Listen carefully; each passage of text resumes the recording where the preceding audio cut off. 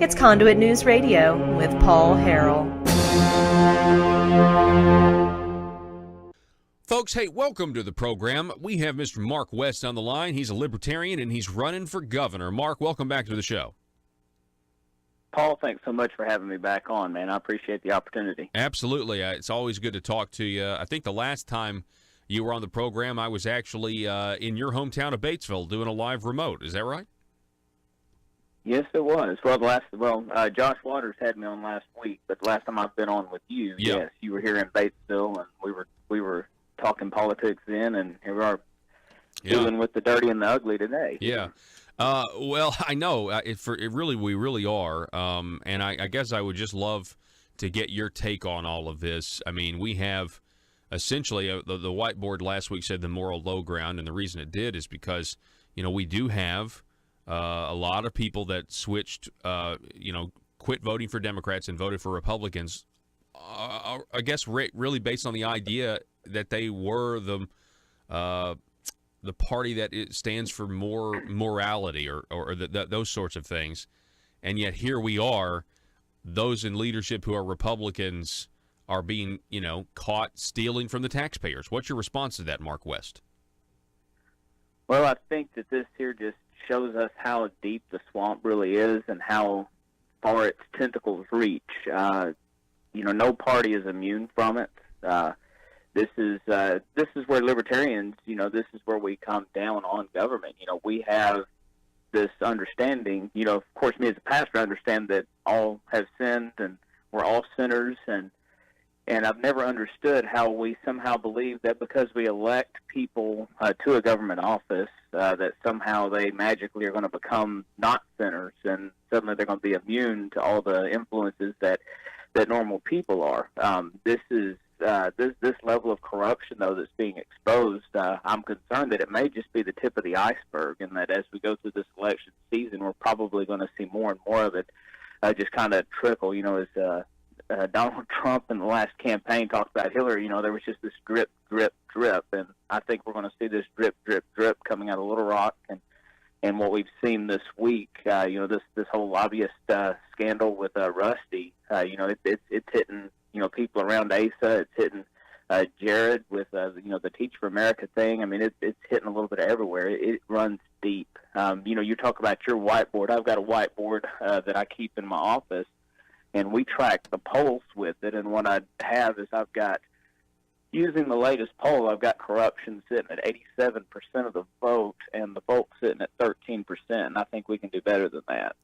Okay, so you're telling me that you're taking the polls, and so you're saying the people who are voting for ASA plus the people who say they're voting for the Democrat Jared Henderson is 83%, and you're saying that that's 83% vote for corruption.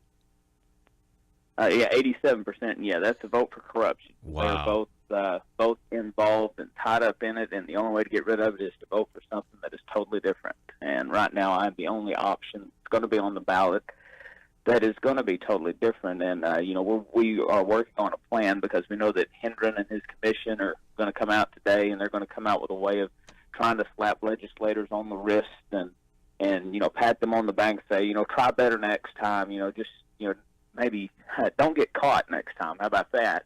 What we want to do is try to get real ethics reform pushed through the legislature. I'm going to be reaching out to just a little preview. I'm going to be reaching out to Senator King and Senator Linda Collins Smith. I know they both lost. They're both. I hate that because they were so good, but I know that they were both working on ethics legislation this last session, and I'm going to talk to them and try to get them to help me write up a ironclad ethics legislation bill that's got teeth to it. Some of the things I want to see is if you've been involved in these corruption scandals, you're going to have prison time. I want to see the money you received in bribes paid back to the people of the state of Arkansas. And then I want to see a clause or a trigger in there that any legislation that was passed as a result of these bribes is up for immediate repeal, because taxpayers shouldn't have to pay for something that was bought by lobbyists. And that is one way that we can get right to that and start giving that money back to the citizens. You know, Mark, that's a great point. And matter of fact, I just tweeted something very similar to that right before you came on because I saw somebody on listening on Facebook who said it. Tim on Facebook wrote something, and I kind of made a variation of it. So the question is, should the laws be revisited? So let's say, Jeremy Hutchinson leaves office, whether he resigns or he just, doesn't go back. Should the laws that Jeremy Hutchinson was paid to pass be revisited so the people don't continue to suffer after he's left office? And you're essentially saying, yeah, absolutely, they should be revisited. Yes, that is something in the legislation that I'm going to push for if I'm elected. We are going to ask that any bills that have been passed that were the result of any type of lobbying or consulting, because I know they use that word consultant to try to get around the idea of lobbyist. That's something else we're going to clarify, is that any of this work is wrong, and you shouldn't be having these illicit revolving door relationships. Any legislation that has been passed because of these type of relationships is going to be put up for review and for repeal, because the taxpayer shouldn't have to pay it. If it was bought by lobbyists, it should not be paid for by the taxpayers of the state of Arkansas. Yeah, that's. I think a lot of people are, excited to hear an idea like that. Now, I like how you say 87% corruption, Mark, because, I mean, what we found out in this plea with Milton Russell, Rusty Cranford, is this Teach for America situation. So the Democrat, Jared Henderson, is the executive director of Teach for America, and he gets $2 million from Governor Asa Hutchinson as a result of a bill that was passed or sponsored by his nephew, Senator Jeremy Hutchinson, and Milton Rusty Cranford, was the lobbyist that Jared Henderson was using through all of this. And so it just seems like they're one big happy family is what it seems like to me, and we now know that because Rusty Cranford took a plea. Yeah, this is one of those, Gary Epperson, he posts a lot on Facebook talking about Arkansas politics, where he spells Arkansas with K-E-N and S-A-W. I would change the K-E-N to K-I-N. It's all kin. They're all looking out for each other. They are one big family of corruption, and we need to stand up to them. And this governor's race gives us a chance to send a very clear message to them that this has got to stop, that Arkansas voters are paying attention. We see what's going on. We're tired of our tax dollars being spent on these things. We want to see change. And, and that's one of the other things I'm going to do when I talk to Senators King and when I talk to Linda is I want to know who in the state legislature blocked and opposed and fought their legislation when they tried to get it pushed. Because if I'm elected governor, I'm going to their hometowns and I'm telling their folks what they've done. And I'm going to make them famous in their hometowns for being legislators that fought ethics reform, that decided that they had a different set of rules than the average Arkansan does, and that they get special treatment that the average Arkansan doesn't get. And we're going to make them famous in their hometown. We're going to let the people where they're at home, where they're sharing their message the most too, we're going to let them know what they've been doing and how they have been a part of this corruption. And we're going to encourage those people to hold them accountable in the next election. Yeah. We're talking with Mark West. He's a Libertarian candidate for governor. We are awaiting this press conference, Mark, coming up, I guess, around 11 o'clock.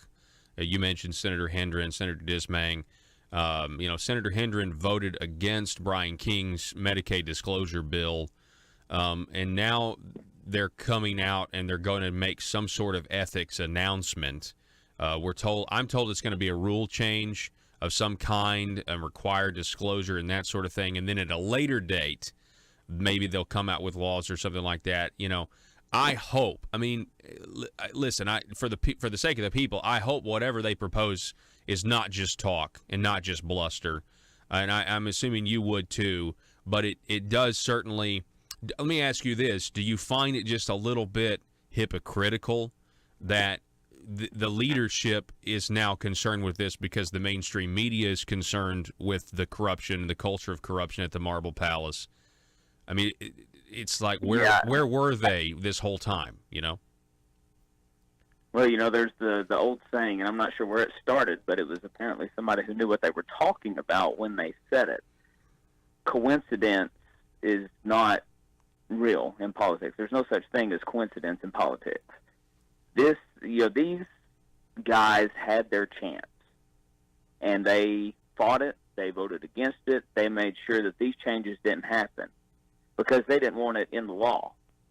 What they would rather do is come behind and try to set these rules up, because when you set rules and commissions up, you essentially have the crooks policing the crooks. And who do you think's really going to get in trouble in that system? I mean, this isn't going to go far enough. Yeah, great, they're going to change some rules, but when you're asking the crooks to police the crooks, you're going to wind up with more corruption. You're going to wind up with people getting slaps on the wrist. They're not going to put any teeth to it. The only way to put teeth into it is to put it into law, make the legislators pay back the bribes to the taxpayers, make the bills come up for being revisited and being repealed that have been pushed through this lobbyist money. This stuff has to happen. We already have it where we're punishing the lobbyists.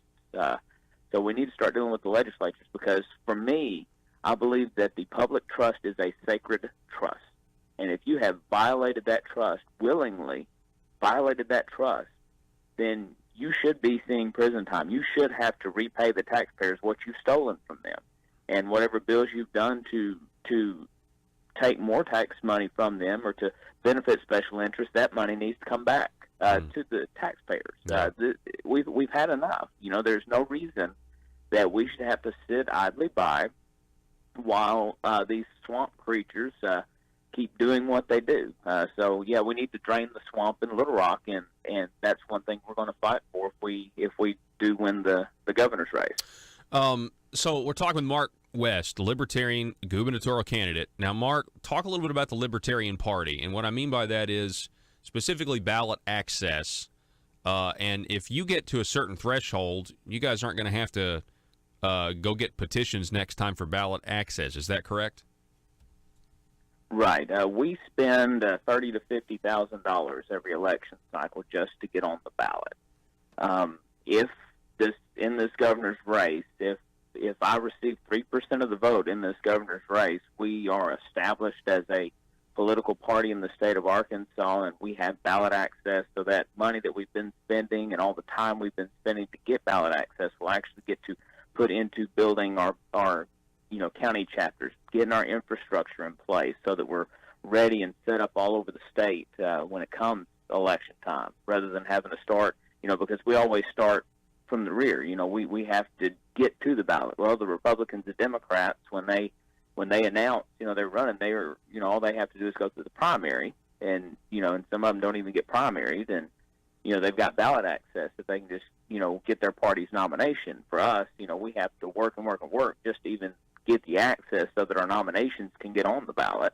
And there's a lot of time and money that goes into that could be spent, building the party, putting infrastructure out there, doing educational things so that people know what libertarians are and what we stand for and what our policies are about. And that's, as I tell people when they look, at my candidacy, that's what I tell them. If we do this, we make history in Arkansas. We become an established third party, and there's finally a voice that's out there that people who are sick of the system, that are sick of the status quo, that really want to see things work differently in Arkansas, they will have that voice, and that's what we're going to be.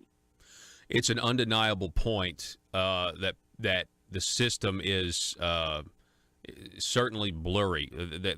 They like to claim, that there's a bold contrast right now between Democrats and Republicans. But this Teach for America thing, I mean, with Asa, Jared Henderson, Jeremy Hutchinson, and Rusty Cranford, it kind of exposes all that as just kind of a lie. It's just theater. The idea that there's a difference is more theatrical than it is true. Yeah, I mean, you really have two sides of the same coin, and that coin is committed to taxing Arkansans and spending those taxes to buy favors, to buy support, to push to get more donations to their campaigns, and that's what's happening. I mean, they are both playing the game. It's you're watching WWE right now for the most part. I mean, it's you've got people acting out the parts. Now, mind you, there are some, sincere differences between the two parties on some of the issues, but by and large, when it comes to using the government, they both use the government the same way. They both use the government for ways that benefit their special interests, that benefit lobbyists. And unfortunately, what we're finding is you're seeing a redefinition of what a Republican is right now. If Asa Hutchinson and the people like James Sturch in my area represent what a Republican is, that's a drastic change from what a Republican used to be. And it's almost making the Republicans, like folks that I know, like Linda Collins Smith and Brian King, making them like they're more rhinos than Republicans, because they have so changed the definition of what it means to be a Republican. And it really is sad for the party as a whole, because that part that is going to limit government, that's going to make sure that spending is cut and the taxes are cut, that part of the party is kind of being pushed to the side in favor of this spend-friendly, tax-happy, tax and spend liberal type of republicanism, what they call a progressive republicanism, that just is not what the Republican Party is, and it's not what the Republican Party platform is about. Mark West, I really appreciate you coming on the program. Tell everybody where they can find out more about you. Certainly. You can go to my website, markwest4governor.com, and that is the number 4, markwest4governor.com.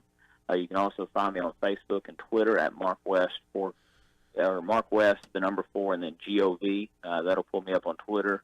It's for governor on Facebook, but we've got a 10-step plan that we linked to the website. And this afternoon, we're going to be pushing out our plan to deal with the ethics and the corruption stuff. Hopefully, it'll hit right after they finish. We're trying to time it so it'll hit right after the press conference this afternoon, so we can lay out what real ethics reform should look like versus what they're going to propose in their press conference today. I can't wait. I'll be looking for it. Mark West, I appreciate it, sir. Thanks so much.